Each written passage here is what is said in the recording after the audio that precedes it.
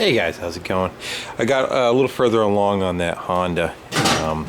Just kind of digging all the pieces off that were for the mower deck, which is the stuff that's on the bench over here, and trying to figure out what I need to do to mock up the snowblower part of it.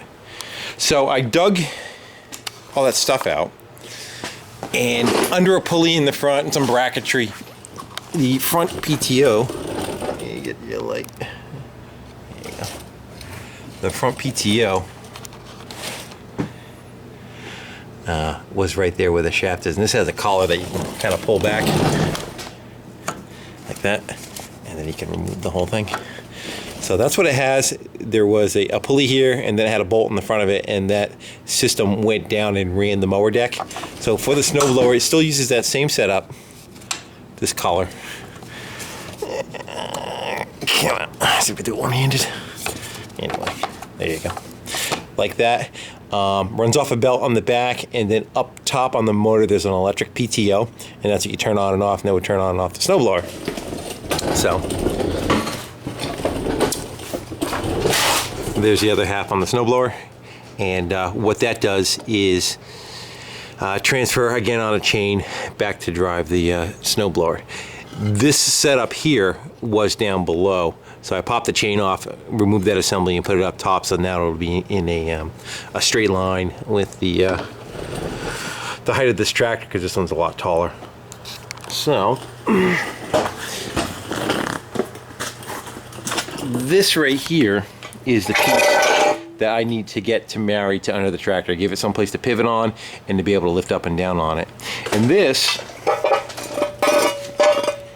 is essentially a quick connect coupler that flip that handle, that locked it down, you can put a pin through it, and that's how you would install and remove that whole assembly. I got it on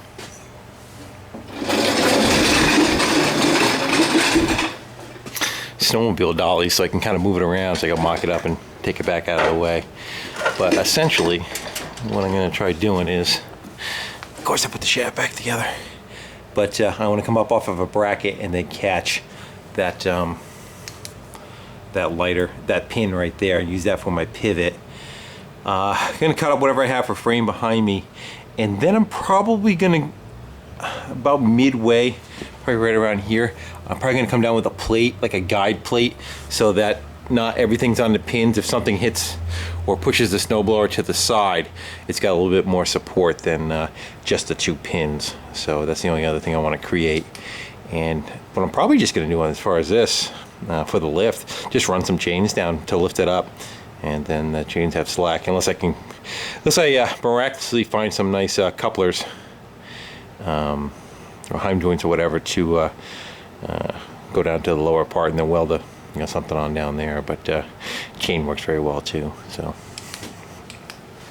that's where it is, kind of a midpoint. I figured I'd just do a little video and shoot what we got going on. And this is the subframe that was that went on the other tractor. So that same shaft would have went on to there. This would have been tied up to the pulley on the motor, and that whole cage goes to the back. Somewhere in the back it would reattach on the smaller tractors, and that bar right there would manually lift and lower the snowblower through that leg right there. So none of that's needed. Again, it's just using that very front part of that tractor, so the rest of that becomes stuff for me to play with and cut up. So that's what I'm going to go do to make my my little adapter brackets. I'm still trying to figure that out yet. And there was just some other bits and pieces in there. I'm not quite sure what this stuff is. There's an extra air cleaner in there. There's a guard for the pulleys. Looks like some assist springs for lifting and a bunch of hardware. So, and some tire chains. This is getting put together for me, so I really don't care.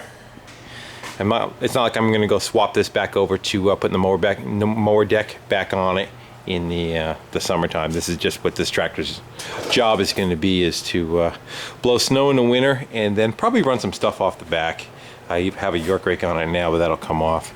And again, I could take that snowblower off real fast once that other part's set up, and we can use it during the summertime for whatever.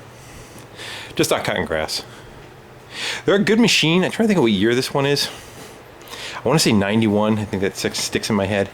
And they're not very big motors, but they're 13 horsepower, air-cooled, pretty simple but stout, very torquey motors. And it's geared very well too. It's got a two-wheel drive, four-wheel drive. This one you could switch in and out. It's got the diff lock pedal for locking the rear axle together. Front PTO, which you're seeing right now. There's a rear PTO that goes off. You want to run a rototiller. Hydraulic lift for the front and hydraulic lift for the rear. And I think you got to swap it. Yeah. See how it says front and rear for the cylinder? You swap that location and it'll lock the back one in the up position while you're using the other one, and vice versa. Anything else that's on this?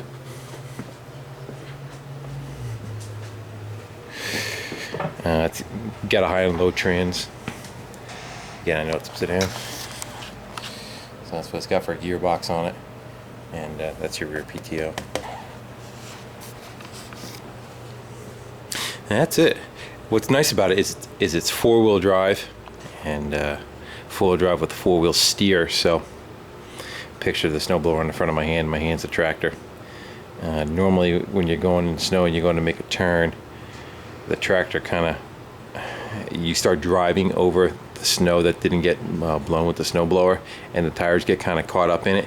The way this thing turns, because the back wheels turn the opposite direction, it kind of goes around the same path, so it follows its same path. I'll probably show you what I'm talking about.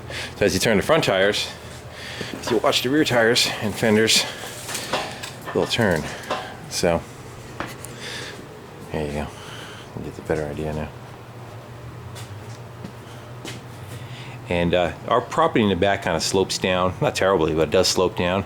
With the other tractor and two-wheel drive with chains on it and weights and everything in the back, you could blow a path going down, but it wouldn't want to go back up. So you'd have to do like this 16-point turn to try to get the tractor around and go back up the path. And that's getting old. So I always wanted one of these. A friend of mine got one. You know how that works. You gotta have one too. So his is on the 11 horse, and I got the 13. And I could take mine in and out of four-wheel drive, and his he can't. So nanner. He does have a cab on his, and actually it used to be mine. He bought it off of me. At some point I'll probably want to get that done too, as again, hopefully 30 years from now, if I'm still kicking, this will be what I'm blowing the snow with, and now I'm going to work very hard at it. So that's my battle plan. All right, guys, now I'm starting to just ramble, so I'm going to shut you down. Again, thanks for watching, comment, subscribing, and take care. Bye.